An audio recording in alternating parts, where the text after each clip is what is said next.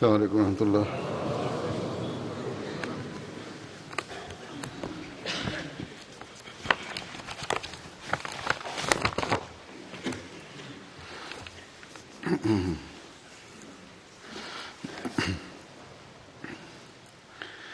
أشهد أن لا إله إلا الله وحده لا شريك له وأشهد أن محمدا عبده ورسوله أما بعد فأعوذ بالله من الشيطان الرجيم بسم الله الرحمن الرحيم الحمد لله رب العالمين الرحمن الرحيم مالك يوم الدين إياك نعبد وإياك نستعين اهدنا الصراط المستقيم صراط الذين أنعمت عليهم غير المغضوب عليهم ولا الضالين.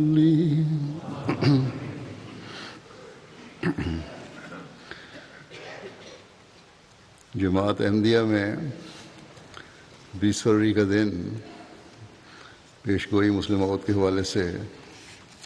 خاص طور پر یاد رکھا جاتا ہے، اور جماعتوں میں یوم مسلم موت کے حوالے سے جلسے بھی ہوتے ہیں. وہ میں اس بات کو پہلے بھی کئی جگہ وضاحت کر چکا ہوں، لیکن دوبارہ وضاحت کر دوں نئے آنے والوں اور بچوں کے لیے کہ یوم مسلم موعود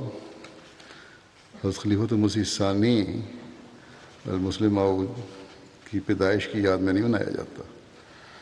بلکہ ایک پیش گوئی کے پورا ہونے کی یاد میں منایا جاتا ہے. ایسی پیش گوئی جو اسلام کی برتری اور سچائی ثابت کرنے کے لیے اللہ تعالیٰ کے الہام کے تحت حضرت مسیح موعود علیہ السلام نے کی تھی، جو حضرت مسلم موعود کی پیدائش سے 3 سال پہلے کی گئی تھی، جس میں ایک خادم اسلام موعود بیٹے کی پیدائش کی خبر تھی، جو دشمنوں کے لیے نشان کے طور پر پیش کی گئی تھی. بس کل 20 فروری تھی اور اس پیش گوئی کو 134 سال ہو گئے، اور 100 سال سے زائد عرصے سے یہ چمکتا ہوا نشان ہے. بہرحال جیسا کہ میں نے کہا، اس حوالے سے جماعتوں میں جلسے بھی ہوتے ہیں، اور پیش گوئی جو مختلف پہلو اور مختلف خصوصیات موعود بیٹے کے بارے میں اپنے اندر لیے ہوئے ہے، ان کے بارے میں کچھ حد تک بیان بھی ہوتا ہے جلسوں میں، لیکن 1-2 گھنٹے کے جلسے میں تمام نکات اور ان کی اہمیت اور ان کے پورا ہونے کی شان بیان نہیں ہو سکتی. بس جب جلسے میں اس کا پورا احاطہ نہیں ہو سکتا تو ایک خطبے میں اس کے مختلف پہلو بیان کرنا تو بالکل ناممکن ہے. اس لیے میں نے سوچا کہ وہ نکات جن کی تفصیلات حضرت مسلم موعود رضی اللہ عنہ نے خود بیان کی ہے، ان میں سے بعض حوالے بیان کر دوں. حضرت مسلم موعود نے جو بیان کیا ہے اسے پڑھنے اور سننے کا ایک اپنا ہی لطف اور احساس ہوتا ہے۔ بہرحال ان مختصر حوالوں سے بھی اندازہ ہو جاتا ہے کہ اس پیشگوئی کی وضاحت کی وسعت کتنی ہے اور کس شان سے یہ حضرت مسیح موعود علیہ الصلوۃ والسلام کے موعود بیٹے کی ذات میں پوری ہوئی۔ بہرحال اس سے پہلے میں حضرت مسیح موعود علیہ السلام کے الفاظ میں پیشگوئی کے الفاظ اور تفصیل بیان کرتا ہوں۔ حضرت مسیح موعود علیہ السلام اپنی پیشگوئیوں کا ذکر فرماتے ہوئے مخالفین کو یہ بتاتے ہوئے کہ کتنی کیا پیشگوئیاں ہیں، اور پیشگوئی مسلم موعود کے ضمن میں فرماتے ہیں کہ پہلی پیشگوئی بے الہام اللہ تعالی و علامہ ہی عز و جل، خدائے رحیم و کریم و برتر بزرگ و برتر نے جو ہر یک چیز پر قادر ہے، جل شانہ و عز اسمہ، مجھ کو اپنے الہام سے مخاطب کر کے فرمایا کہ میں تجھے ایک رحمت کا نشان دیتا ہوں، اسی کے موافق جو تو نے مجھ سے مانگا۔ سو میں نے تیری تضرعات کو سنا، تیری دعاؤں کو اپنی رحمت سے بپایہ قبولیت جگہ دی، اور تیرے سفر کو جو ہوشیارپور لدھیانے کا سفر ہے تیرے لیے مبارک کر دیا۔ سو قدرت اور رحمت اور قربت کا نشان تجھے دیا جاتا ہے، فضل اور احسان کا نشان تجھے عطا ہوتا ہے، اور فتح اور ظفر کی کلید تجھے ملتی ہے۔ اے مظفر، تجھ پر سلام۔ خدا نے یہ کہا تا وہ جو زندگی خواہاں ہیں موت کے پنجے سے نجات پاویں، اور وہ جو قبروں میں دبے پڑے ہیں باہر آویں، اور تا دین اسلام کا شرف اور کلام اللہ کا مرتبہ لوگوں پر ظاہر ہو، اور تا حق اپنی تمام برکتوں کے ساتھ آ جائے، اور باطل اپنی تمام نحوستوں کے ساتھ بھاگ جائے، اور لوگ سمجھیں کہ میں قادر ہوں، جو چاہتا ہوں کرتا ہوں، یعنی خدا تعالیٰ قادر ہے، جو چاہتا ہے کرتا ہے، اور تا وہ یقین لائیں کہ میں تیرے ساتھ ہوں۔ حضرت مسیح علیہ السلام کو اللہ تعالیٰ فرماتا ہے کہ تا وہ یقین لائیں کہ میں تیرے ساتھ ہوں، اور تا انہیں جو خدا کے وجود پر ایمان نہیں لاتے، اور خدا کے دین اور اس کی کتاب اور اس کے پاک رسول محمد مصطفیٰ کو انکار اور تکذیب کی نگاہ سے دیکھتے ہیں، ایک کھلی نشانی ملے اور مجرموں کو ظاہر ہو جائے، نشانی ملے اور مجرموں کی راہ ظاہر ہو جائے۔ سو تجھے بشارت ہو کہ ایک وجیح اور پاک لڑکا تجھے دیا جائے گا، ایک ذکی غلام لڑکا تجھے ملے گا، وہ لڑکا تیرے ہی تخم سے، تیری ہی ذریت و نسل ہوگا۔ خوبصورت پاک لڑکا تمہارا مہمان آتا ہے، اس کا نام امانویل اور بشیر بھی ہے، اس کو مقدس روح دی گئی ہے، اور وہ رجس سے پاک ہے، وہ نور اللہ ہے، مبارک وہ جو آسمان سے آتا ہے، اس کے ساتھ فضل ہے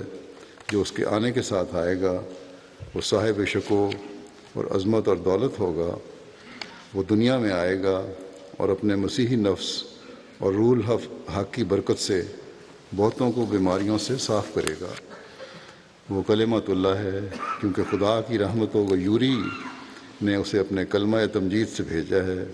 وہ سخت ذہین و فہیم ہوگا اور دل کا حلیم، اور علوم ظاہری و باطنی سے پر کیا جائے گا۔ وہ 3 کو 4 کرنے والا ہوگا۔ آگے آپ نے فرمایا کہ اس کے معنی سمجھ میں نہیں آئے۔ دوشنبہ ہے، مبارک دوشنبہ، فرزند دل بند، گرامی ارجمند، مظہر الاول والآخر، مظہر الحق والعلا، کأن اللہ نزل من السماء، کأن اللہ نزل من السماء، جس کا نزول بہت مبارک اور جلال الہی کے ظہور کا موجب ہوگا۔ نور آتا ہے نور، جس کو خدا نے اپنی رضامندی کے عطر سے ممسوح کیا، ہم اس میں اپنی روح ڈالیں گے اور خدا کا سایہ اس کے سر پر ہوگا، وہ جلد جلد بڑھے گا اور اسیروں کی رستگاری کا موجب ہوگا، اور زمین کے کناروں تک شہرت پائے گا اور قومیں اس سے برکت پائیں گی۔ تب اپنے نفسی نقطہ آسمان کی طرف اٹھایا جائے گا، وَكَانَ أَمْرًا مَقْضِيًّا۔ یہ ہیں پیشگوئی کے الفاظ جو مختلف پہلو اور موعود بیٹے کی خصوصیات بیان کر رہے ہیں۔ اللہ تعالیٰ سے نشان مانگنے کے لیے حضرت مسیح موعود علیہ السلام نے جو چلہ کاٹا تھا، اور اس نتیجے میں اللہ تعالیٰ نے آپ کو جو الہام کیا، جس کی تفصیل ابھی میں نے بیان کی ہے، اس چلہ کی جگہ کا نقشہ کھینچتے ہوئے اور اسی جو دعائیں آپ نے کی ان کی قبولیت کے نتیجے میں الہام کا ذکر کرتے ہوئے، جس کے نتیجہ میں آپ نے پیش گوئی فرمائی تھی مسلم موعود کی۔ حضرت مسلم موعود رضی اللہ عنہ بیان فرماتے ہیں کہ آج سے پورے 58 سال پہلے جب یہ بیان کر رہے ہیں، اس وقت 58 سال ہوئے تھے اس پیش گوئی کو، جس کو آج 59واں سال شروع ہو رہا ہے۔ 20 فروری کے دن 1886 میں اس شہر ہوشیارپور میں آپ یہ خطبہ ہوشیارپور میں دے رہے تھے۔ آپ نے فرمایا کہ اس شہر ہوشیارپور میں، اس مکان میں، جو کہ جہاں کھڑے تھے اپنے اشارہ کیا، جو کہ میری انگلی کے سامنے ہے، ایک ایسا مکان ہے، ایک ایسے مکان میں جو اس وقت طویلہ کہلاتا تھا، جس کے معنی یہ ہیں کہ وہ رہائش کا اصلی مقام نہیں تھا، کوئی باقاعدہ گھر نہیں تھا، بلکہ ایک رئیس کے زائد مکانوں میں سے وہ ایک مکان تھا، جیسے بعض دفعہ نیکسیم نہ دی جاتی ہیں، جس میں شاید اتفاقی طور پر کوئی مہمان ٹھہر جاتا ہو، یا وہاں انہوں نے سٹور بنا رکھا ہو، یا حسب ضرورت جانور باندھے جاتے ہوں۔ ایک زائد جگہ تھی، پورا زائد کمرہ باہر تھا۔ قادیان کا فرماتے ہیں، قادیان کا ایک گمنام شخص، جس کو خود قادیان کے لوگ بھی پوری طرح نہیں جانتے تھے، لوگوں کی اس مخالفت کو دیکھ کر جو اسلام اور بانی اسلام سے وہ رکھتے تھے، اپنے خدا کے حضور علیحدگی میں عبادت کرنے اور اس کی نصرت اور تائید کا نشان طلب کرنے کے لیے آیا، اور 40 دن لوگوں سے علیحدہ رہ کر اس نے اپنے خدا سے دعائیں مانگیں۔ 40 دن کی دعاؤں کے بعد خدا نے اس کو ایک نشان دیا۔ وہ نشان یہ تھا کہ میں نہ صرف ان وعدوں کو جو میں نے تمہارے ساتھ کیے ہیں پورا کروں گا اور تمہارے نام کو دنیا کے کناروں تک پہنچاؤں گا، بلکہ اس وعدے کو زیادہ شان کے ساتھ پورا کرنے کے لیے میں تمہیں ایک بیٹا دوں گا جو بعض خاص صفات سے متصف ہوگا۔ وہ اسلام کو دنیا کے کناروں تک پھیلائے گا، کلام الہی کے معارف لوگوں کو سمجھائے گا، رحمت اور فضل کا نشان ہوگا، اور وہ دینی اور دنیاوی علوم جو اسلام کی اشاعت کے لیے ضروری ہیں اسے عطا کیے جائیں گے۔ اسی طرح اللہ تعالیٰ اس کو لمبی عمر عطا فرمائے گا، یہاں تک کہ وہ دنیا کے کناروں تک شہرت پائے گا۔ اور آج دنیا کے جس ملک میں بھی جماعت احمدیہ قائم ہے، اس پیشگوئی کی شہرت اور اس عظیم بیٹے کی شہرت ہے۔ جب یہ اشتہار شائع ہوا تو اس وقت مخالفین نے اعتراض شروع کر دیے کہ یہ کون سی پیشگوئی ہے، کوئی بھی اعلان کر سکتا ہے کہ میرے ہاں بیٹا پیدا ہوگا۔ اس کا جواب بھی حضرت مسیح موعود علیہ السلام نے دیا، اور اس کا ذکر کرتے ہوئے حضرت مسلم موعود فرماتے ہیں کہ جب یہ اشتہار شائع ہوا تو دشمنوں نے اس پر پھر اعتراضات کا ایک سلسلہ شروع کر دیا۔ تب 22 مارچ 1886 کو آپ نے ایک اور اشتہار شائع فرمایا۔ دشمنوں نے اعتراض یہ کیا تھا کہ ایسی پیش گوئی کا کیا اعتبار کیا جا سکتا ہے کہ میرے ہاں ایک لڑکا پیدا ہوگا؟ کیا ہمیشہ لوگوں کے ہاں لڑکے پیدا نہیں ہوا کرتے؟ شاذ و نادر کے طور پہ ہی کوئی ایسا شخص ہوتا ہے کہ جس کا کوئی لڑکا نہ ہو، یا جس کے ہاں لڑکیاں ہی لڑکیاں ہوں، ورنہ عام طور پر لوگوں کے ہاں لڑکے پیدا ہوتے رہتے ہیں اور کبھی ان کی پیدائش کو کوئی خاص نشان قرار نہیں دیا جاتا۔ بس اگر آپ کے ہاں بھی کوئی لڑکا پیدا ہو جائے تو اس سے یہ کیوں کر ثابت ہوگا کہ دنیا میں اس ذریعے سے خدا تعالیٰ کا کوئی خاص نشان ظاہر ہوا ہے؟ آپ نے لوگوں کے اس اعتراض کا جواب دیتے ہوئے 22 مارچ کے اشتہار میں تحریر فرمایا حضرت مسیح علیہ السلام نے کہ یہ صرف پیش گوئی ہی نہیں بلکہ ایک عظیم الشان نشان آسمانی ہے جس کو خدائے کریم جل شانہ نے ہمارے نبی کریم رؤوف الرحیم محمد مصطفیٰ صلی اللہ علیہ وسلم کی صداقت و عظمت ظاہر کرنے کے لیے ظاہر فرمایا ہے۔ پھر اسی اشتہار میں حضرت مسیح علیہ السلام نے تحریر فرمایا کہ بفضل ہی تعالی و احسان ہی و بے برکت حضرت خاتم الانبیاء صلی اللہ علیہ وآلہ وسلم خداوند کریم نے اس عاجز کی دعا کو قبول کر کے ایسی بابرکت روح بھیجنے کا وعدہ فرمایا ہے جس کی ظاہری و باطنی برکتیں تمام زمین پر پھیلیں گی۔ حضرت مسلم فرماتے ہیں کہ بات یہ ہے کہ اگر آپ اپنے ہاں محض ایک بیٹا پیدا ہونے کی خبر دیتے تب بھی یہ خبر اپنی ذات میں ایک پیش گوئی ہوتی، کیونکہ دنیا میں ایک حصہ خواہ وہ کتنا ہی قلیل کیوں نہ ہو، بہرحال ایسے لوگوں کا ہوتا ہے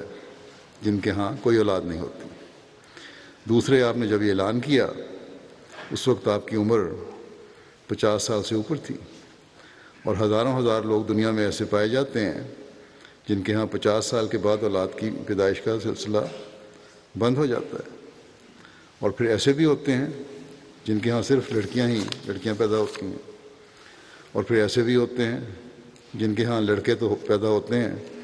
مگر پیدا ہونے کے تھوڑے عرصے ہی بعد مر جاتے ہیں، اور یہ سلسلہ اور یہ سارے شبہات اس جگہ موجود تھے۔ بس اول تو کسی لڑکے کی پیدائش کی خبر دینا کسی انسان کی طاقت میں نہیں ہو سکتا، لیکن آپ بطور تنزل اس اعتراض کو تسلیم کر کے فرماتے ہیں کہ اگر مان بھی لیا جائے کہ محض کسی لڑکے کی پیدائش کی خبر دینا پیش گوئی نہیں کہلا سکتا، تو سوال یہ ہے کہ میں نے محض ایک لڑکے کی پیدائش کی کب خبر دی ہے؟ میں نے یہ تو نہیں کہا کہ میرے ہاں ایک لڑکا پیدا ہوگا، بلکہ میں نے یہ کہا ہے کہ خدا تعالیٰ نے میری دعاؤں کو قبول فرما کر ایک ایسی بابرکت روح بھیجنے کا وعدہ فرمایا جس کی ظاہری اور باطنی برکتیں تمام زمین پر پھیلیں گی۔ جیسا کہ میں نے کہا کہ آج دنیا گواہ ہے کہ اس موعود بیٹے نے دنیا کے کناروں تک شہرت پائی ہے، اور بیرون ہندوستان یا بیرون قادیان دنیا کا ہر مشن آپ کی سچائی کا ثبوت ہے۔ بہت سارے مشن دنیا میں بس مسلموں کے زمانے میں قائم ہوئے تھے، اور وہی سلسلہ اسی نظام کا سلسلہ آج تک چل رہا ہے۔ بعض لوگ یہ بھی اعتراض بعض لوگوں کا تھا کہ مسلم موعود بعد کے کسی عرصے میں پیدا ہونا، 100 سال بعد، 200 سال بعد یا 300 سال بعد۔ اس کی وضاحت کرتے ہوئے کہ کس وجہ سے حضرت مسیح موعود نے نشان مانگا تھا اور کیوں آپ کے زمانے میں پیدا ہونا نشان پورا ہونا چاہیے تھا، حضرت مسیح موعود فرماتے ہیں کہ بعض لوگ کہتے ہیں کہ مسلم موعود حضرت مسیح موعود علیہ السلام کی کسی آئندہ نسل سے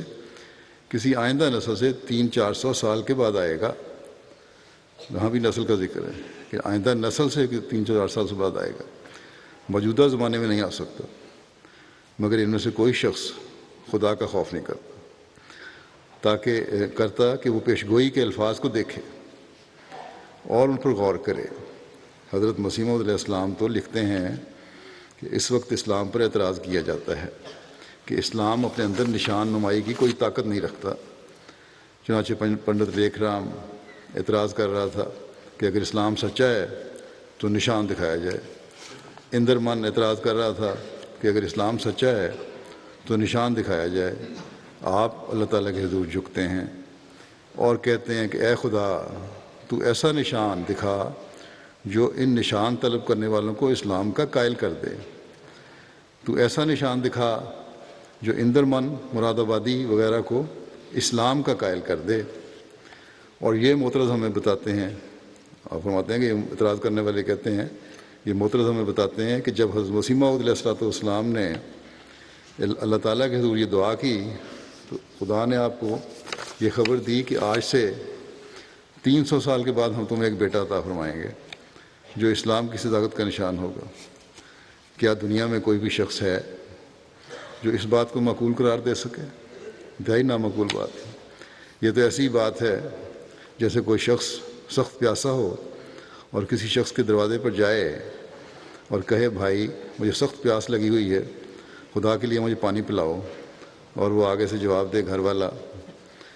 کہ صاحب آپ گھبرائیں نہیں، میں نے امریکہ خط لکھا ہوا ہے، وہاں سے اسی سال کے آخر تک ایک اعلیٰ درجے کا ایسنس آ جائے گا، شربت آ جائے گا، اور اگلے سال آپ کو شربت بنا کے پلا دیا جائے گا. کوئی پاگل سے پاگل بھی ایسی بات نہیں کر سکتا. کوئی پاگل سے پاگل بھی ایسی بات خدا اور اس کے رسول کی طرف منسوب نہیں کر سکتا. پنڈت لیکھ رام، منشی اندرمن مراد آبادی اور قادیان کے ہندو تو یہ کہہ رہے ہیں کہ اسلام کے متعلق یہ دعویٰ کہ اس کا خدا دنیا کو نشان دکھانے کی طاقت رکھتا ہے ایک جھوٹا اور بے بنیاد دعویٰ ہے. اگر اس دعوے میں کوئی حقیقت ہے تو ہمیں نشان دکھایا جائے. اور حضرت مسیح علیہ السلام اللہ تعالیٰ کے حضور جھکتے ہیں اور کہتے ہیں کہ اے خدا میں تجھ سے دعا کرتا ہوں کہ تو مجھے رحمت کا نشان دکھا، تو مجھے قدرت اور قربت کا نشان عطا فرما. بس یہ نشان تو ایسے قریب ترین عرصے میں ظاہر ہونا چاہیے تھا جب کہ وہ لوگ زندہ موجود ہوتے جنہوں نے یہ نشان طلب کیا تھا. چنانچہ ایسا ہی ہوا. 1889 میں 1889 میں جب میری پیدائش اللہ تعالیٰ کی پیشگوئی کے متحد ہوئی تو وہ لوگ زندہ موجود تھے جنہوں نے حضرت مسیح علیہ السلام سے نشان مانگا تھا. پھر جوں جوں میں بڑا اللہ تعالیٰ کے نشانات زیادہ سے زیادہ ظاہر ہوتے چلے گئے. بس یہ نشان حضرت مسیح علیہ السلام کی زندگی میں اور ان لوگوں کی زندگی میں جو اسلام پر اعتراض کرتے تھے ظاہر ہونا ضروری تھا، جنہوں نے نشان مانگا تھا اور یہ ظاہر ہوا. یہ بھی بڑی اہم بات ہے کہ ہمیں یہ معلوم ہو کہ اس پیشگوئی کی اغراض کیا تھی اور کیوں حضرت مسیح کے زمانے میں ان اغراض کا حصول ضروری تھا. کچھ تو میں نے مختصر بیان کیا ابھی. اور کیوں یہ آپ کے بیٹے جو آپ کی جسمانی اور خونی اولاد اور آپ کا وہ بیٹا جس کی جسمانی باپ آپ تھے اس کے حق میں یہ پورا ہونا نشان ضروری تھا.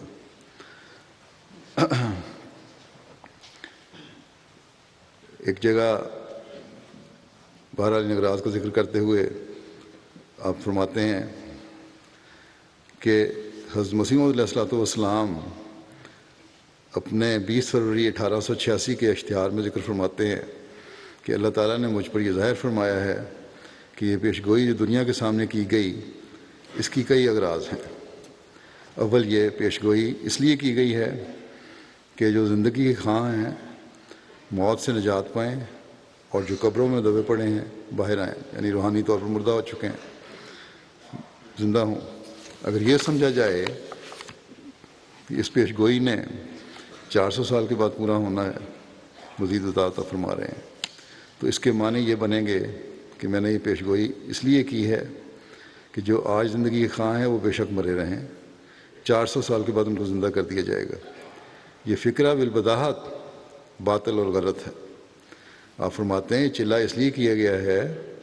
تاکہ وہ لوگ جو دین اسلام سے منکر ہیں ان کے سامنے خدا تعالیٰ کا ایک زندہ نشان ظاہر ہو، اور جو رسول کریم صلی اللہ علیہ وسلم کی کرامت کا انکار کر رہے ہیں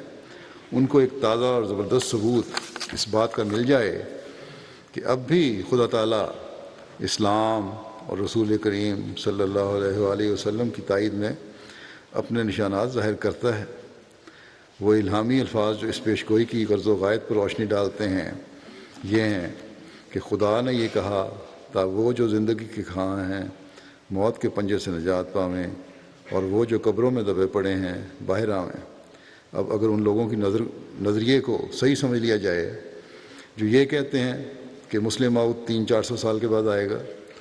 تو اس فکرے کی تشریح یوں ہوتی ہے کہ یہ پیش گوئی اس لیے کی گئی ہے تاکہ وہ لوگ جو آج زندگی کے خواہاں ہیں مرے رہیں۔ 400 سال کے بعد ان کی نسلوں میں سے بعض لوگوں کو زندہ کر دیا جائے گا، مگر کیا اس فکرے کو کوئی شخص بھی صحیح تسلیم کر سکتا ہے؟ دوسرے، یہ پیش گوئی اس لیے کی گئی تھی تا دین اسلام کا شرف ظاہر ہو اور کلام اللہ کا مرتبہ لوگوں پر عیاں ہو۔ اس فکرے کے صاف طور پر یہ معنی ہے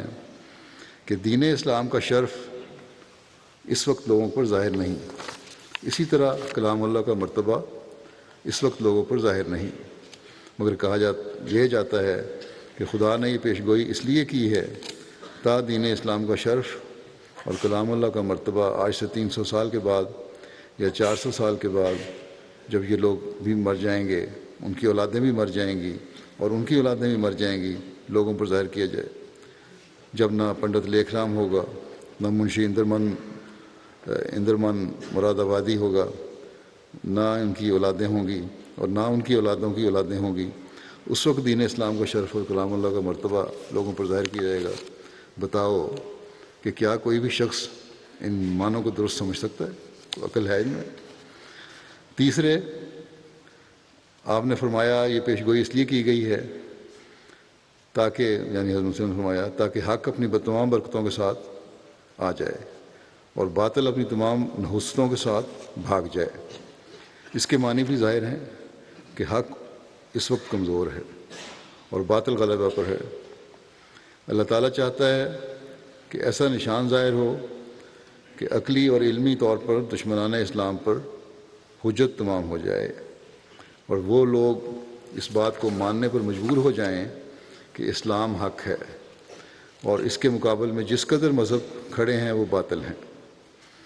چوتھی غرض اس پیش گوئی کی یہ بیان کی گئی تھی کہ تا لوگ سمجھیں کہ میں قادر ہوں اور جو چاہتا ہوں کرتا ہوں۔ اب یہ غور کرنے والی بات ہے کہ لوگ خدا تعالیٰ کو اس صورت میں کس طرح قادر سمجھ سکتے تھے؟ اگر یہ کہہ دیا جاتا کہ 300 سال کے بعد یا 400 سال کے بعد ایک ایسا نشان ظاہر ہوگا جس سے تم یہ تسلیم کرنے پر مجبور ہو جاؤ گے کہ اسلام کا خدا قادر ہے۔ ایسی پیش گوئی کو لیکھ رام کیا اہمیت دے سکتا تھا؟ یا وہ لوگ جو اس وقت دین اسلام پر اعتراضات کر رہے تھے،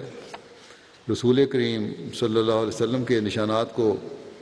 باطل قرار دے رہے تھے، اسلام کو ایک مردہ مذہب قرار دے رہے تھے، ان پر کیا حجت ہو سکتی تھی کہ تم 400 سال کے بعد خدا تعالیٰ کو قادر سمجھنے لگ جاؤ گے؟ 400 سال کے بعد پوری ہونے والی پیش گوئی سے وہ لوگ خدا تعالیٰ کو کس طرح قادر سمجھ سکتے تھے؟ وہ تو یہی کہتے کہ ہم ان زبانی دعووں کو تسلیم نہیں کر سکتے کہ 400 سال کے بعد ایسا ہو جائے گا۔ یہ تو ہر کوئی کہہ سکتا ہے، بات تب ہے کہ ہمارے سامنے نشان دکھایا جائے اور اسلام کے خدا کا قادر ہونا ثابت کیا جائے۔ بس یہ آپ کی زندگی میں پورا ہونا تھا یہ نشان۔ پانچویں غرض یہ بیان کی گئی تھی کہ تا وہ یقین لائیں کہ میں تیرے ساتھ ہوں، یعنی اللہ تعالیٰ حضرت مسیح علیہ السلام کے ساتھ ہے۔ اگر اس پیش گوئی نے 400 سال کے بعد ہی پورا ہونا تھا تو اس زمانے کے لوگ یہ کس طرح یقین کر سکتے تھے کہ خدا تعالیٰ حضرت مسیح علیہ السلام کے ساتھ ہے؟ چھٹی غرض یہ بیان کی گئی تھی کہ تا انہیں جو خدا کے وجود پر ایمان نہیں لاتے اور خدا اور اس کے دین اور اس کی کتاب اور اس کے پاک رسول محمد مصطفیٰ صلی اللہ علیہ وآلہ وسلم کا انکار اور تکذیب کی نگاہ سے دیکھتے ہیں، ایک کھلی نشانی ملے۔ اس کے معنی بھی یہی بنتے ہیں کہ وہ لوگ جو میرے زمانے میں اسلام کی تکذیب کر رہے ہیں، یعنی حضرت مسیح علیہ السلام کے زمانے میں، ان کے سامنے میں یہ پیش گوئی کرتا ہوں کہ انہیں اسلام کی صداقت کی ایک بڑی کھلی نشانی ملے گی، مگر ملے گی 400 سال کے بعد، جب موجودہ زمانے کے لوگ ہوں، بلکہ ان کی اولادوں اور ان کی اولادوں میں سے بھی کوئی زندہ نہیں ہوگا۔ اب یہ بھی کوئی عقل کی بات نہیں ہے۔ ساتویں، آپ نے بیان فرمایا کہ یہ پیش گوئی اس لیے کی گئی ہے تاکہ مجرموں کی راہ ظاہر ہو جائے اور پتہ لگ جائے کہ وہ جھوٹے ہیں۔ 400 سال کے بعد آنے والے وجود سے اس زمانے کے لوگوں کو کیوں کر پتہ لگ سکتا ہے کہ وہ جھوٹ بول رہے تھے مجرم؟ بس یہ پیش گوئی حضرت مسیح موعود علیہ السلام کی اپنی اولاد میں سے تھی، اور جیسا کہ پیش گوئی کے الفاظ ہیں کہ تیرے ہی تخم سے تیری ہی ذریت اور نسل کا ہوگا، بعد کی نسل میں سے نہیں، آپ کے بیٹے کے بارے میں تھی یہ، جو بڑی شان سے پوری ہوئی اور 52 سال تک حضرت مسلم موعود کی خلافت ایک روشن چمکتے نشان کی طرح دنیا پر ظاہر ہوئی، اور آپ کے علم و معرفت کے جو کام ہے اس کے غیر بھی معترف ہوئے، جس کی تفصیل جماعت کے لٹریچر میں موجود ہے، اور بیان کرنے لگوں تو کافی وقت لگ جائے۔ حضرت خلیفۃ المسیح ثانی یہ اعلان فرماتے ہوئے کہ میں ہی مسلم موعود ہوں، پہلے آپ پر یہ اعتراض تھا کہ آپ نے اعلان نہیں کیا، 1944 میں آپ نے اعلان کیا۔ اعلان فرماتے ہوئے آپ نے فرمایا کہ میں کہتا ہوں اور خدا تعالیٰ کی قسم کھا کر کہتا ہوں کہ میں ہی مسلم موعود کی پیش گوئی کا مصداق ہوں،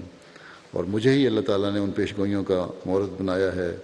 جو ایک آنے والے موعود کے متعلق حضرت مسیح موعود علیہ السلام نے فرمائیں۔ جو شخص سمجھتا ہے کہ میں نے افتراء سے کام لیا ہے یا اس بارے میں جھوٹ اور کذب بیانی کا ارتکاب کیا ہے، وہ آئے اور اس معاملے میں میرے ساتھ مباہلہ کر لے، اور یا پھر اللہ تعالیٰ کی موقت بعذاب قسم کھا کر اعلان کر دے کہ اسے خدا نے کہا ہے کہ میں جھوٹ سے کام لے رہا ہوں۔ پھر اللہ تعالیٰ خود بخود اپنے آسمانی نشانات سے فیصلہ فرما دے گا کہ کون کاذب ہے اور کون صادق۔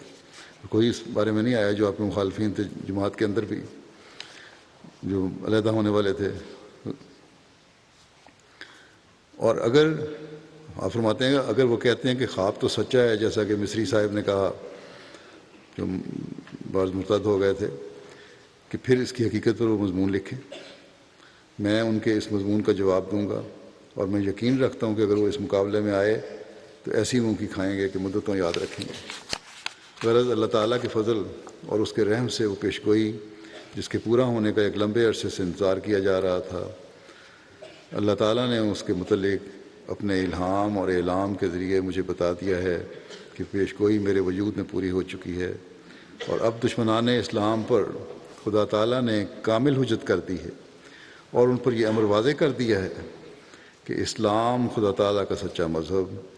محمد رسول اللہ صلی اللہ علیہ وسلم خدا تعالیٰ کے سچے رسول، اور حضرت مسیح موعود علیہ السلام خدا تعالیٰ کے سچے فرستادہ ہیں۔ جھوٹے ہیں وہ لوگ جو اسلام کو جھوٹا کہتے ہیں، کاذب ہیں وہ لوگ جو محمد رسول اللہ صلی اللہ علیہ وسلم کو کاذب کہتے ہیں۔ خدا نے اس عظیم الشان پیش گوئی کے ذریعے اسلام اور اس رسول کریم صلی اللہ علیہ وسلم کی صداقت کا ایک زندہ ثبوت لوگوں کے سامنے پیش کر دیا ہے۔ اور فرماتے ہیں بھلا کس شخص کی طاقت تھی کہ وہ 1886 میں آج سے پورے 58 سال قبل اپنی طرف سے خبر دے سکتا کہ اس کے ہاں 9 سال کے عرصے میں ایک لڑکا پیدا ہوگا، وہ جلد جلد بڑھے گا، وہ دنیا کے کناروں تک شہرت پائے گا،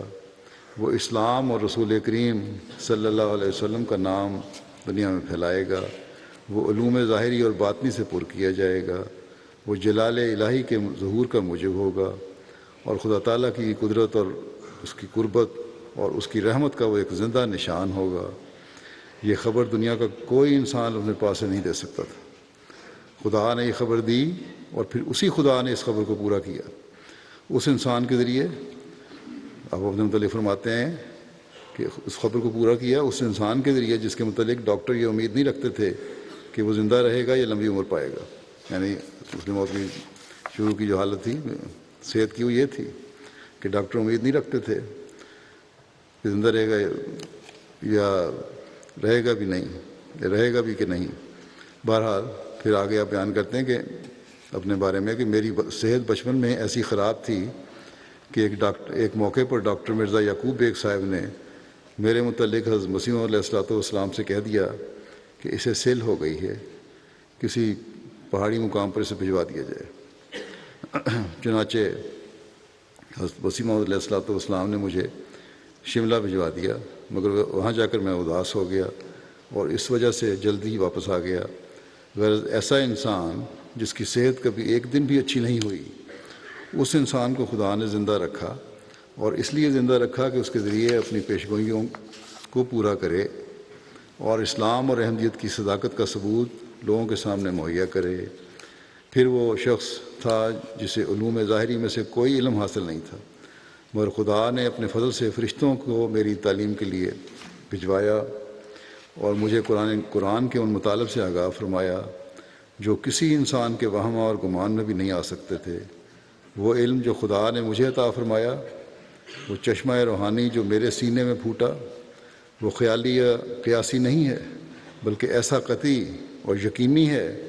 کہ میں ساری دنیا کو چیلنج کرتا ہوں کہ اگر اس دنیا کے پردے پر کوئی شخص ایسا ہے جو یہ دعویٰ کرتا ہو کہ خدا تعالیٰ کی طرف سے اسے قرآن سکھایا گیا ہے، تو میں ہر وقت اس سے مقابلہ کرنے کے لیے تیار ہوں۔ یہ چیلنج دیا تھا آپ نے اس زمانے میں۔ لیکن آپ فرماتے ہیں لیکن میں جانتا ہوں آج دنیا کے پردے پر سوائے میرے اور کوئی شخص نہیں جسے خدا کی طرف سے قرآن کریم کا علم عطا فرمایا گیا ہو۔ خدا نے مجھے علم قرآن بخشا ہے اور اس زمانے میں اس نے قرآن سکھانے کے لیے مجھے دنیا کا استاد مقرر کیا ہے۔ خدا نے مجھے اس غرض کے لیے کھڑا کیا ہے کہ میں محمد رسول اللہ صلی اللہ علیہ وسلم اور قرآن کریم کے نام کو دنیا کے کناروں تک پہنچاؤں اور اسلام کے مقابلے میں دنیا کے تمام باطل ادیان کو ہمیشہ کی شکست دے دوں۔ دنیا زور لگا لے، وہ اپنی تمام طاقتوں اور جمعیتوں کو اکٹھا کر لے، عیسائی بادشاہ بھی اور ان کی حکومتیں بھی مل جائیں، یورپ بھی اور امریکہ بھی اکٹھا ہو جائے، دنیا کی تمام بڑی بڑی مالدار اور طاقتور قومیں اکٹھی ہو جائیں اور وہ مجھے اس مقصد میں ناکام کرنے کے لیے متحد ہو جائیں، پھر بھی میں خدا کی قسم کھا کر کہتا ہوں کہ وہ میرے مقابلے میں ناکام رہیں گی، اور خدا میری دعاؤں اور تدابیر کے سامنے ان کے تمام منصوبوں اور مکروں اور فریبوں کو ملیا میٹ کر دے گا، اور خدا میرے ذریعے سے یا میرے شاگردوں اور اتباع کے ذریعے سے اس پیشگوئی کی صداقت ثابت کرنے کے لیے رسول کریم صلی اللہ علیہ وسلم کے نام کے طفیل اور صدقے اسلام کی عزت کو قائم کرے گا، اور اس وقت تک دنیا کو نہیں چھوڑے گا جب تک اسلام پھر اپنی پوری شان کے ساتھ دنیا میں قائم نہ ہو جائے، اور جب تک محمد رسول اللہ صلی اللہ علیہ وسلم کو پھر دنیا کا زندہ نبی تسلیم نہ کر لی جائے۔ بس یہ کوئی معمولی اعلان نہیں تھا۔ جیسے میں نے کہا، آپ کا 52 سالہ دور جو ہے خلافت کا، اور اس کا ہر دن جو ہے اس کی شان کو ظاہر کر رہا ہے۔ پھر آپ فرماتے ہیں کہ اے میرے دوستو، میں اپنے لیے کسی عزت کا خواہاں نہیں، نہ جب تک خدا تعالیٰ مجھ پر ظاہر کرے کسی مزید عمر کا امیدوار ہوں۔ یہ بھی نہیں کہتا مزید عمر ملے، ہاں خدا تعالیٰ کے فضل کا میں امیدوار ہوں، اور میں کامل یقین رکھتا ہوں کہ رسول کریم صلی اللہ علیہ وسلم اور اسلام کی عزت کے قیام میں اور دوبارہ اسلام کو اپنے پاؤں پر کھڑا کرنے اور مسیحیت کے کچلنے میں میرے گزشتہ یا آئندہ کاموں کا انشاءاللہ بہت کچھ حصہ ہوگا، اور وہ ایڑیاں جو شیطان کا سر کچلیں گی اور مسیحیت کا خاتمہ کریں گی، ان میں سے ایک ایڑی میری بھی ہوگی انشاءاللہ تعالی۔ آپ نے فرمایا، میں اس سچائی کو نہایت کھلے طور پر ساری دنیا کے سامنے پیش کرتا ہوں۔ یہ آواز وہ ہے جو زمین و آسمان کے خدا کی آواز ہے، یہ مشیت وہ ہے جو زمین و آسمان کے خدا کی مشیت ہے۔ یہ سچائی نہیں ٹلے گی اور نہیں ٹلے گی۔ اسلام دنیا پر غالب آ کر رہے گا انشاءاللہ تعالی، مسیحیت دنیا میں مغلوب ہو کر رہے گی۔ اب کوئی سہارا نہیں جو عیسائیت کو میرے حملوں سے بچا سکے۔ خدا میرے ہاتھ سے اس کو شکست دے گا، اور یا تو میری زندگی میں ہی اس کو اس طرح کچل کر رکھ دے گا کہ وہ سر اٹھانے کی بھی تاب نہیں رکھے گی، اور یا پھر میرے بوئے ہوئے بیج سے وہ درخت پیدا ہوں گے جس کے سامنے عیسائیت خشک جھاڑی کی طرح مرجھا کر رہ جائے گی، اور دنیا میں چاروں طرف اسلام اور احمدیت کا جھنڈا انتہائی بلندیوں پر اترتا ہوا دکھائی دے گا۔ آپ فرماتے ہیں کہ میں اس موقع پر جہاں آپ لوگوں کو یہ بشارت دیتا ہوں کہ خدا تعالیٰ نے آپ کے سامنے حضرت مسیح موعود علیہ الصلوۃ والسلام کی اس پیش گوئی کو پورا کر دیا جو مسلم موعود کے ساتھ تعلق رکھتی تھی، وہاں میں آپ لوگوں کو ان ذمہ داریوں کی طرف بھی توجہ دلاتا ہوں، اور یہ ذمہ داریاں آج بھی ہماری ہیں جو آپ لوگوں پر عائد ہوتی ہیں۔ آپ لوگ جو میرے اس اعلان کے مصدق ہیں، جو تصدیق کر رہے ہیں کہ میں مسلم موعود ہوں، میں آپ کا اولین فرض یہ ہے کہ اپنے اندر تبدیلی پیدا کریں اور اپنے خون کا آخری قطرہ تک اسلام اور احمدیت کی فتح اور کامیابی کے لیے بہانے کے لیے تیار ہو جائیں۔ بے شک آپ لوگ خوش ہو سکتے ہیں، پیش گوئی کا اظہار کرنے کی خوشی کی جاتی ہے، آپ خوش ہو سکتے ہیں کہ خدا نے اس پیش گوئی کو پورا کیا، بلکہ میں کہتا ہوں کہ آپ کو یقیناً خوش ہونا چاہیے، کیونکہ حضرت مسیح موعود علیہ الصلوۃ والسلام نے خود لکھا ہے کہ تم خوش ہو اور خوشی سے اچھلو اس پیش گوئی کے بعد۔ اس کے بعد آپ فرمایا خوشی سے اچھلو کہ اس کے بعد اب روشنی آئے گی۔ اس نے فرمایا بس میں تمہیں خوش ہونے سے نہیں روکتا، میں تمہیں اچھلنے کودنے سے نہیں روکتا، بے شک تم خوشیاں مناؤ اور خوشی سے اچھلو اور کودو، لیکن میں کہتا ہوں کہ اس خوشی اور اچھل کود میں تم اپنی ذمہ داریوں کو فراموش مت کرو۔ جس طرح خدا نے مجھے رویا میں دکھایا تھا کہ میں تیزی کے ساتھ بھاگتا چلا جا رہا ہوں اور زمین میرے پیروں کے نیچے سمٹتی جا رہی ہے،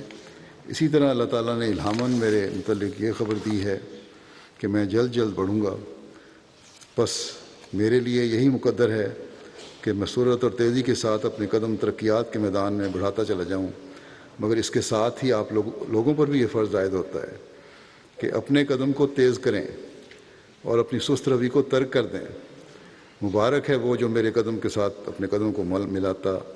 اور سرعت کے ساتھ ترقیات کے میدان میں وہ دوڑتا چلا جاتا ہے، اور اللہ تعالیٰ رحم کرے اس شخص پر جو سستی اور غفلت سے کام لے کر اپنے قدم کو تیز نہیں کرتا اور میدان میں آگے بڑھنے کے بجائے منافقوں کی طرح اپنے قدم کو پیچھے پٹا لیتا ہے۔ فرماتے ہیں اگر تم ترقی کرنا چاہتے ہو، اگر تم اپنی ذمہ داریوں کو صحیح طور پر سمجھتے ہو، تو قدم بقدم اور شانہ بشانہ میرے ساتھ بڑھتے چلے آؤ، تاکہ ہم کفر کے قلب میں محمد رسول اللہ صلی اللہ علیہ وسلم کو جھنڈا گاڑ دیں اور باطل کو ہمیشہ کے لیے صفحہ عالم سے نیست و نابود کر دیں، اور انشاءاللہ ایسا ہی ہوگا۔ زمین اور آسمان ٹل سکتے ہیں مگر خدا تعالیٰ کی باتیں کبھی ٹل نہیں سکتی۔ اللہ تعالیٰ ہمیں توفیق دے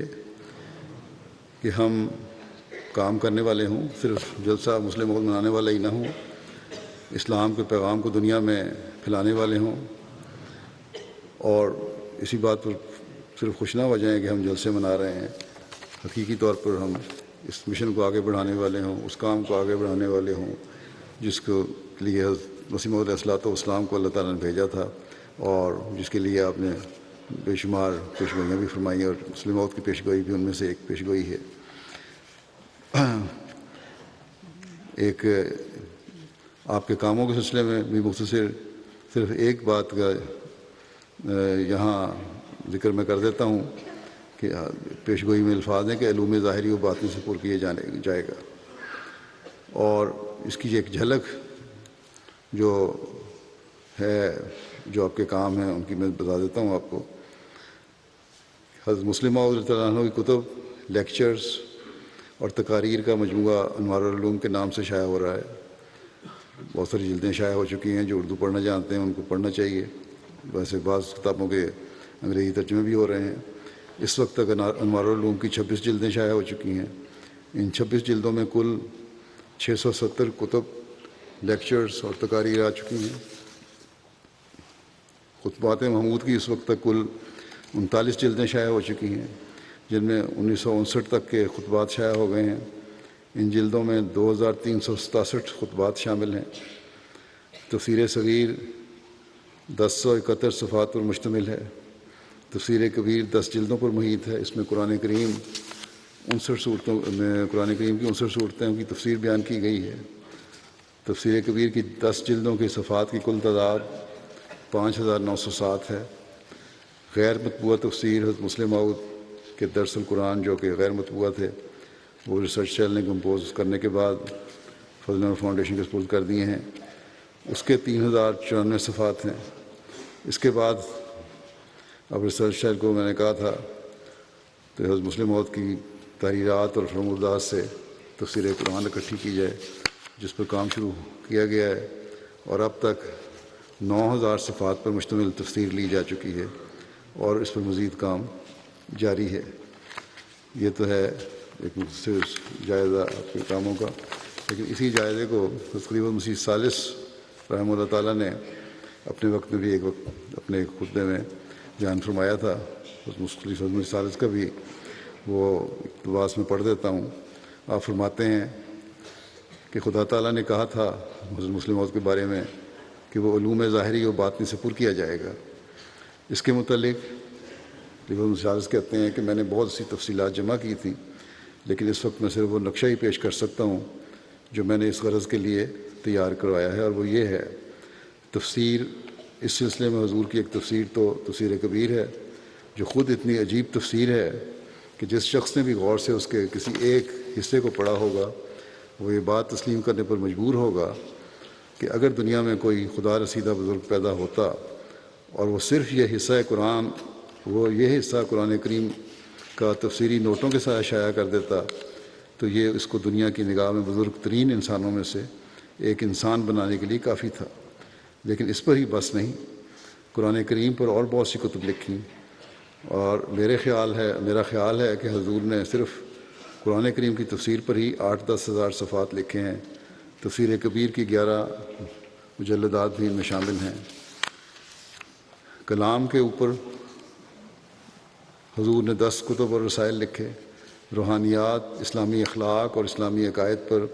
31 کتب اور رسائل تحریر فرمائے.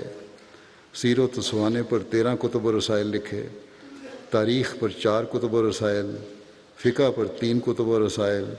سیاسیات قبل از تقسیم ہند 25 کتب اور رسائل. سیاسیات بعد از تقسیم ہند و قیام پاکستان 9 کتب اور رسائل. سیاست کشمیر 15 کتب اور رسائل. تحریک احمدیت کے مخصوص مسائل و تحریکات پر ایک کم 100 کتب و رسائل یعنی 99. ان سب کتب و رسائل کا مجموعہ 225 بنتا ہے. تو جیسا کہ اصول شاید معلومات بھی پوری نہ دی گئی ہوں آپ کو، اب زیادہ مزید معلومات ہیں جیسا کہ پہلے میں نے بیان کیا. بہرحال آپ فرماتے ہیں تو جیسا کہ فرمایا تھا کہ الہام میں کہ وہ علوم ظاہری و باطنی سے پر کیا جائے گا، ان پر ایک نظر ڈال لیں تو ان میں علوم ظاہری بھی نظر آتے ہیں اور علوم باطنی بھی نظر آتے ہیں. اور پھر لطف یہ کہ جب بھی آپ نے کوئی کتاب یا رسالہ لکھا، ہر شخص نے یہی کہا کہ اس سے بہتر نہیں لکھا جا سکتا.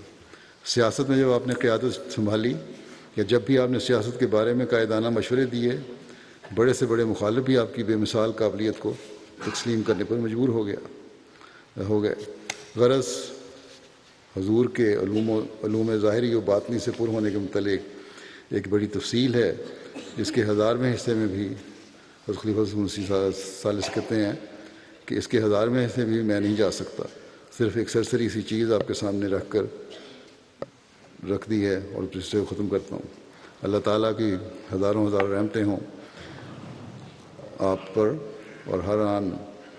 اللہ تعالیٰ آپ کے درجات بلند فرماتا رہے، اور ہم حضرت مسیح موعود علیہ الصلوۃ والسلام کے اس بیٹے کی طرح اسلام کی اشاعت کا درد اپنے دل میں بھی پیدا کرنے والے ہوں، اور اسلام کی خدمت کے لیے ہم ہر وقت کمر بستہ ہوں، اور ان لوگوں میں شامل ہوں جو دین کی خدمت کرنے والے ہوں، نہ کہ ان لوگوں میں جن کے بارے میں حضرت مسلم موعود نے فرمایا تھا کہ آپ کے وقت میں یہ سلسلہ بدنام نہ ہو. اللہ تعالیٰ نہ کرے کہ سلسلہ بدنام کرنے والے ہوں، بلکہ خدمت میں آگے سے آگے بڑھتے چلے جانے والے ہوں. نمازوں کے بعد میں 2 جنازے بھی پڑھاؤں گا. غائب جنازہ ہیں. ایک ہے محترمہ مریم الزبتھ صاحبہ کا، جو محترم ملک عمر علی کھوکھر صاحب رئیس ملتان اور سابق امیر ملتان کی دوسری اہلیہ تھی. 86 سال کی عمر میں ایک حادثے کے نتیجے میں یہ وفات ہو گئی. انا للہ و انا الیہ راجعون. یہ اور ان کی بیٹی لفٹ میں تھیں, وہاں میں حادثہ ہوا اور لفٹ کی خرابی کی وجہ سے بیٹی بھی ان کی اس میں زخمی ہوئی ہیں, ہسپتال میں ہیں. بہرحال یہ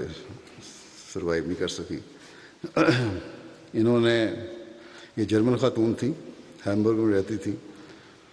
اور 1934 کی ان کی پیدائش ہے. 1952 میں انہوں نے بیعت کی اور ملک عمر علی کھوکھر صاحب کے ساتھ ان کی شادی ہوئی. پھر یہ پاکستان منتقل ہو گئیں. پھر ان کی وفات کے بعد پھر جرمنی آ گئیں, پھر واپس پاکستان چلی گئیں. وصیت کے بابرکت نظام میں یہ شامل تھیں. 100 صلوات کی پابند تھیں. وقت پر نماز پڑھنے کا بڑا اہتمام کرتی تھیں اور بڑا حساب رکھا کرتی تھی سورج غروب ہونے اور سورج طلوع ہونے کے وقتوں کا. قرآن کریم کی تلاوت بھی باقاعدگی سے کرنے والی تھیں. روزے رکھا کرتی تھیں باقاعدگی سے. آپ کے بچوں نے یہ بیان کیا ہے کہ ہمارے ابا نے ان کی شادی, ابا جان سے ان کی شادی 1952 میں ہوئی. اس وقت کے مربی سلسلہ جرمنی مکرم عبداللطیف صاحب نے بیعت کروا کر نکاح پڑھایا. شادی کے بعد پاکستان آ گئیں اور بچے کہتے ہیں پھر ہماری والدہ جو پہلی والدہ تھیں, اہلیہ تھیں مکرم عمر علی صاحب کی, سیدہ بیگم صاحبہ جو حضرت میر محمد اسحاق صاحب کی بیٹی تھیں, وہ سارے ان کے ساتھ مل کے رہنے لگی اور اپنی بڑی جو تھیں ملک صاحب کی بڑی اہلیہ سیدہ بیگم صاحبہ, ان کا بڑا احترام کیا کرتی تھی. پاکستان آگے انہوں نے نماز اور قرآن کریم پڑھنا شروع کیا. اس کے لیے ان کے لیے پڑھانے والے کا انتظام کیا گیا اور سب سے پہلے انہوں نے جو کتاب پڑھی حضرت مسیح علیہ السلام کی, وہ اسلامی اصول کی فلسفی تھی. پاکستان رہنے کی وجہ سے ان کو اردو اور سرائیکی زبان بھی کچھ بول بھی لیتی تھیں اور سمجھتی بھی ٹھیک طرح تھیں. ان کے 2 بچے تھے, ایک بیٹا اور ایک بیٹی. جب ان کی شادیوں کا فیصلہ کا وقت آیا تو جو ملک صاحب کی بڑی اہلیہ تھیں سیدہ بیگم صاحبہ, ان پہ فیصلہ چھوڑا کہ آپ جہاں بہتر سمجھتی ہیں ان کی شادیاں کر دیں جو رشتے بہتر ہوں. ان کے بچوں سے ایک بیٹا ہے طارق علی اور بیٹی ہیں طاہرہ. اللہ تعالیٰ مرحومہ سے مغفرت رحم کا سلوک فرمائے, راضی فرمائے. دوسرا جنازہ ہے عزیزم جاہد فارس احمد کا, جو 12 سال کی عمر میں وفات پا گیا. انا للہ و انا الیہ راجعون. یہ طارق نوری اور عطیت العزیز خدیجہ کا بیٹا تھا اور عزیزم جاہد کے نانا فاروق احمد خان ہیں جو حضرت عبدالحفیظ بیگم صاحبہ کے پوتے ہیں, سب سے بڑے پوتے. انہوں نے بھی لکھا ہے اور بہت سارے لوگوں نے بھی مجھے لکھا, ان کے ساتھی جو تھے لڑکے, کہ بڑی نمایاں خصوصیات کا حامل بچہ تھا. یہ انتہائی سلجھا ہوا, خلافت کے ساتھ گہری محبت رکھنے والا, اور مجھے باقاعدگی سے یہ خط لکھا کرتا تھا. ہمیشہ امتحان ہوئے ہیں, یہ دوسری باتیں ہوئیں, مجھے ہمیشہ خط لکھا. اپنے احمدی ہونے پر وہاں فخر تھا اور پاکستان میں احمدی ہونا, اسکول میں بھی بتانا بڑی بات ہے یہ. اور خطبات باقاعدہ سنا کرتا تھا. یہ وقف نو تھا, کلاسز میں بھی شامل ہونے والا تھا. اپنی عمر کے لحاظ سے وقف نو کا نصاب بھی اس کو سارا یاد تھا. سیدھا حضرت مسیح علیہ السلام کا بھی یاد کر رہا تھا. جماعتی چندوں میں طریقہ جدید وقف جدید میں جو اس پہ لاگو تھے ان میں باقاعدگی سے حصہ لیتا تھا خود ہی. نماز سینٹر میں باقاعدگی سے نماز پڑھنے جانا, باجماعت نماز کی طرف توجہ, فجر کے بعد باقاعدگی سے تلاوت کیا کرتا تھا. اور اس کے ساتھیوں نے بھی لکھا کہ بڑی اچھی آواز تھی اس کی. 7ویں جماعت کا طالب علم تھا اور جنریٹر میں گھر میں آگ لگنے کی وجہ سے اس کو بھی آگ لگی اور زخمی ہوا. ٹھیک ہو رہا تھا لیکن ڈاکٹروں نے یہی بتایا پہلے کہ ٹھیک ہو رہا ہے، زخم مندمل ہو رہے ہیں، لیکن پھر کوئی انفیکشن زیادہ بڑھ گئی ہے، ہسپتال کی انسپیکشن ہوئی ہے، کیا وجہ، بہرحال اس وجہ سے پھر باقی اعضاء پر بھی اثر ہونا شروع ہوا انفیکشن کی وجہ سے، اور پھر یہ ہسپتال میں یہ اس کی وفات ہو گئی۔ اللہ تعالیٰ مرحوم سے بچہ ہے، یقیناً بچے اس ملک کے معصوم بچے ہیں، جنتی تو ہوتے ہیں، اللہ تعالیٰ اس کو اپنے پیاروں کی قربت میں جگہ دے۔ اور اس کی ماں نے ہی اس کو پالا ہے، باپ نے تو کبھی زندگی بھر نہیں پوچھا، علیحدہ ہو گیا تھا، اور ماں اور نانا نانی اس کو پالتے رہے ہیں۔ اللہ تعالیٰ ان کو بھی صبر و حوصلہ دے، اور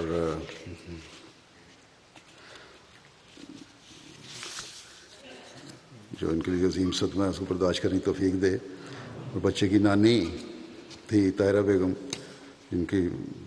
جو مریم بیگم صاحبہ کی بیٹی ہیں، جیسا کہ میں نے کہا لفٹ میں حادثے میں وہ بھی زخمی ہوئی ہیں اسپتال میں، اللہ تعالیٰ ان کو بھی صحت و سلامتی والی زندگی عطا فرمائے، اور ان کو اپنے بچوں کی آئندہ بچوں ہمیشہ خوشیاں دکھائے۔ ان کے ایک لڑکے نے لکھا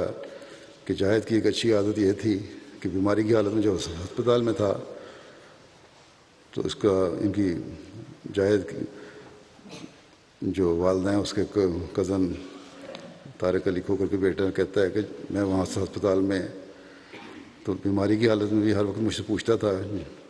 کبھی بعض دفعہ بے ہوشی کی حالت طاری ہو جاتی تھی کہ میں نے نماز پڑھی ہے کہ نہیں، یا غنودگی ہوتی تھی، اور میں کہتا نہیں پڑھی تو فوراً نماز پڑھنا شروع کر دیتا تھا لیٹے لیٹے۔ اللہ تعالیٰ جیسا کہ میں نے کہا اس کے درجات بلند کرتا رہے، اور ان کے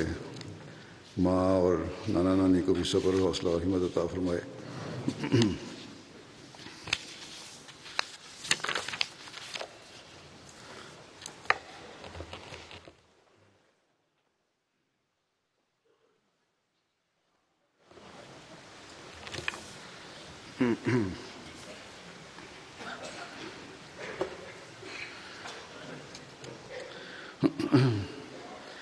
الحمد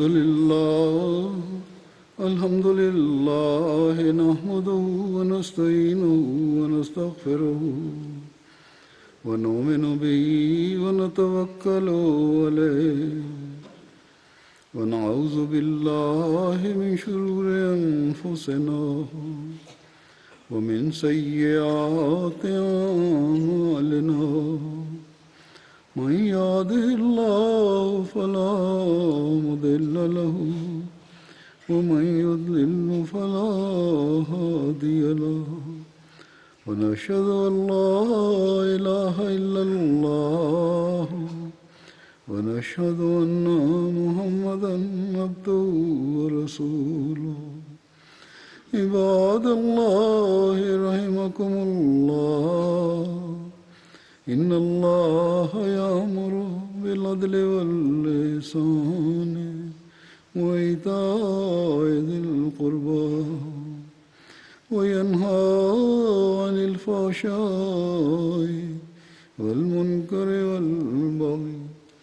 يعظكم لعلكم تذكرون۔ اذكروا الله يذكركم وادعوه يستجب لكم ولذكر الله أكبر۔